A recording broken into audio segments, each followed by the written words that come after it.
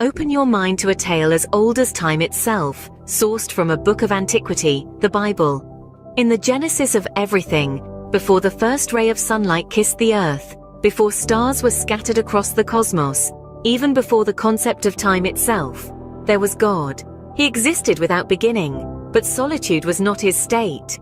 In his divine essence, God was three distinct entities, coexisting harmoniously, each one equal and eternal.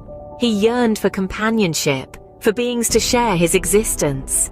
Thus, he created a multitude of angelic beings to surround his throne, offering praise and reverence.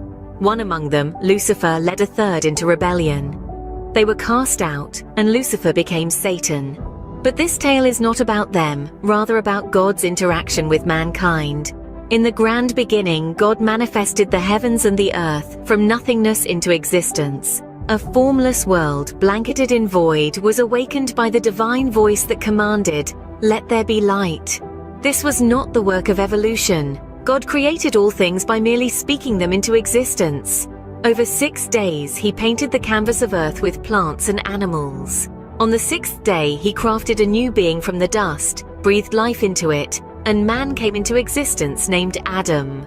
God conversed with Adam daily, and life was blissful. Seeing Adam's solitude, God created Eve from Adam's rib, a mate for him. They were innocent, unashamed of their nakedness, and they began to populate the earth. Such is the tale of the genesis of everything, a divine narrative of creation and companionship. The Garden of Eden, the paradise where Adam and Eve dwelt, was a utopia where they communed with God. In its midst, 2 trees stood, the tree of life and the tree of knowledge of good and evil. God commanded Adam and Eve not to eat from the tree of knowledge, warning that disobedience would result in death. However, Satan, disguised as a serpent, convinced Eve to taste the forbidden fruit.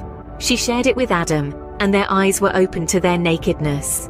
With this act, sin entered the world. Fear replaced innocence, and they hid from God. But God, in his omniscience, knew of their disobedience. Punishment was meted out. The serpent was cursed to crawl on its belly, and enmity was placed between it and Eve's descendants. Eve was condemned to pain in childbirth and submission to her husband. Adam was sentenced to toil the ground for sustenance, and death became their fate. They were banished from Eden, and the tree of life was guarded by cherubim and a flaming sword. Yet in the midst of judgment, God revealed the first promise of redemption.